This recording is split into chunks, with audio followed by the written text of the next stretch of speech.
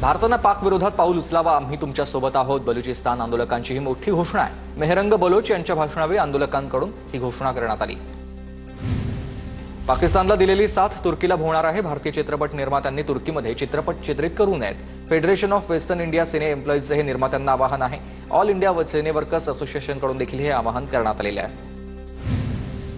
भारतीय प्रवाशांचा तुर्कीसह अझरबैजानला दणका. दोन्ही देशांमध्ये जाण्याचे बुकिंग रद्द करणाऱ्यांची संख्या 250% वाढलेली आहे. पाकिस्तानला पाठिंबा देणारा तुर्कीला आणखी एक धक्का आहे. जेएनयूनं तुर्की विद्यापीठाबरोबरचा करार रद्द केलाय. राष्ट्रीय सुरक्षा कारणास्तव जेएनयू आणि इनोनू या विद्यापीठ तुर्की यांच्यातील करार स्थगित करण्यात आले. पुण्यातील व्यापाऱ्याला पाकमधून धमकीचे फोन आले. तुर्की सफरचंद बॉयकॉट केल्यानं पाकमधून धमकीचे फोन आले. तुर्की वस्तूंची विक्री बंद केल्यानं इतर व्यापाऱ्यांना देखील धमकी येते. अमेरिकन राष्ट्राध्यक्षांच्या समर्थनार्थ कतारनं आयोजित केलेल्या स्टेट डिनरमध्ये भारतीय अब्जाधीश मुकेश अंबानी यांनी डोनाल्ड ट्रम्प यांची भेट घेतली आहे. यावेळी मस्क देखील उपस्थित होते. यावेळी अंबानी यांनी ट्रम्प यांच्याशी संवाद देखील साधलेला आहे. सैनिकी शाळांच्या शैक्षणिक सुधारणांसाठी राज्यस्तरीय समिती गठीत करा. मुख्यमंत्री देवेंद्र फडणवीसांचे आढावा बैठकीमध्ये निर्देश आहेत. शाळेच्या विविध मागण्यांसंदर्भात अभ्यास करून 1 महिन्यामध्ये राज्य शासनाकडे अहवाल सादर करा. फडणवीसांच्या सूचना आहेत. मराठा आरक्षणाला आव्हान देणाऱ्या याचिकेवर तात्काळ निर्णय घ्या. सरन्यायाधीश भूषण गवईंचे पहिल्याच दिवशी आदेश आहेत. नव्यानं खंडपीठ स्थापन करण्याचे सुप्रीम कोर्टाचे हायकोर्टाला आदेश आहेत. त्याचबरोबर राज्य सरकारनं मराठा समाजाला दिलेल्या आरक्षणाचा मुद्दा आता प्रलंबितच आहे.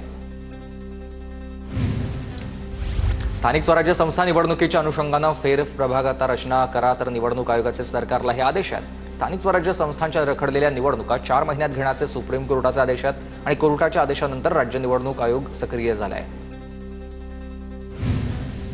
वर्ध्यामध्ये जिल्हा परिषदेसमोर शिक्षकांचं धरणे आंदोलन, तर 15 मार्च 2024चा संच मान्यतेचा शासन निर्णय रद्द करण्याची मागणी आहे. विदर्भ माध्यमिक शिक्षक संघाच्या आंदोलनामध्ये मोठ्या संख्येनं शिक्षकांचा सहभाग.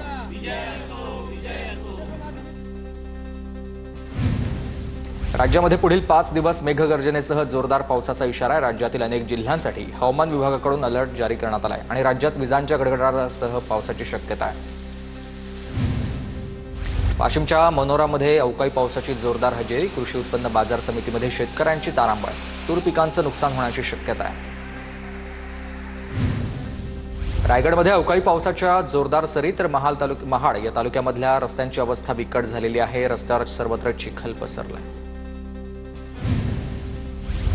गोंदिया जिल्ह्यामध्ये आता अवकाळी पावसामुळे 230 घरांचं नुकसान झालेलं आहे. अवकाळी पावसामुळे एका व्यक्तीचा मृत्यू देखील झालेला आहे. सोलापूरमध्ये अवकाळी पावसामुळे फळबागांचं मोठ्या प्रमाणात नुकसान, तर मोहोळमध्ये केळीच्या बागांचं मोठं नुकसान झालंय. व्यापारी गावामध्ये अनेक व्यापाऱ्यांची या ठिकाणी केळीच्या बागा उद्ध्वस्त झाल्यानं चिंतित आहेत शेतकरी. लातूरच्या उदगीर तालुक्यामध्ये अवकाळी पावसाचा धुमाकूळ, विजांच्या गडगडाटासह आणि पावसामुळेच अनेक जनावरांचा मृत्यू झालाय. शेताला देखील फटका बसलाय. शेतकऱ्यांचं नुकसान मोठ्या प्रमाणात झालेलं आहे. अवकाळी पावसामुळे पुणे आणि रायगडला जोडणाऱ्या वरंध घाटामध्ये चिखलमय रस्ता झालाय. चिखलाच्या या वाटेनं वाहन चालकांना करावा लागतोय प्रवास, तर भोर महाड रस्त्याच्या रुंदीकरणाचं काम सुरू असल्यानंच रस्ता चिखलमय झालेला आहे. नाशिकच्या येवला तालुक्यामधल्या पूर्व भागात जोरदार पावसाची हजेरी. अवकाळी पावसामुळे शेतामध्ये पाणी साचलेलं आहे. अमरावतीकरांना 3 दिवसांनंतर सुरळीत पाणी पुरवठा, तर प्राधिकरणाच्या जलवाहिनीची दुरुस्ती केली जाते. नागरिकांना दिलासा मिळाला. वाशिम जिल्ह्यामध्ये पाणी टंचाई. शहरात 17 टँकरच्या माध्यमातून पाणी पुरवठा सुरू आहे आणि पाण्यासाठी नागरिकांची वणवण सुरू आहे. धनंजय देशमुख आणि वैभवी देशमुख यांनी घेतली बीडच्या जिल्हाधिकाऱ्यांची भेट. संतोष देशमुखांच्या हत्येची माहिती धनंजय देशमुखांनी जिल्हाधिकारी विवेक जॉन्सन यांना दिली आहे. छत्रपती संभाजीनगरच्या जिल्हाधिकारी कार्यालयामध्ये पालकमंत्री संजय शिरसाट यांचं कार्यालय. जिल्हाधिकारी कार्यालयात पालकमंत्र्यांचं कार्यालय असा नवा पायंडा सध्या पाहायला मिळतो आहे. शिर्डीमध्ये सोनं व्यापारास ड्रायव्हरनं लुटलंय. तब्बल 3.5 किलो सोनं घेऊन ड्रायव्हर फरार झालेला आहे. फरार ड्रायव्हरचा शिर्डी पोलिसांकडून सध्या शोध सुरू आहे. तुळजाभवानी मंदिरामध्ये गैरप्रकार करणाऱ्या पुजाऱ्यांवर कारवाई, तर पुजाऱ्यांवर मंदिर संस्थांकडून मंदिर बंदची अटक देण्यात आली आणि 6 महिन्यामध्ये 12 पुजाऱ्यांवर मंदिर बंदीची कारवाई केल्याची माहिती मिळते. बुलढाण्याच्या खामगाव तालुक्यातल्या पिंपळगाव राजा इथं अल्पवयीन मुलीवर अत्याचार. 19 वर्षीय नराधमाला पोलिसांकडून बेड्या. पुण्याच्या चाकणमध्ये मंगळवारी रात्री महिलेवर अत्याचार आरोपीला चाकण पोलिसांकडून 24 तासात अटक. पीडित महिलेवर वायसीएम या रुग्णालयात उपचार सुरू आहेत. चंद्रपूरच्या बल्लारपूर शहरात वेकोलीच्या सहाय्यक प्रबंधकांच्या घरामध्ये दरोडा, तर 8.5 तोळे सोनं, मोबाईल फोन, प्रॉपर्टीचे कागदपत्र आणि इतर बॅग लंपास, तर नागरिकांमध्ये या ठिकाणी सध्या भीतीचं वातावरण देखील आहे.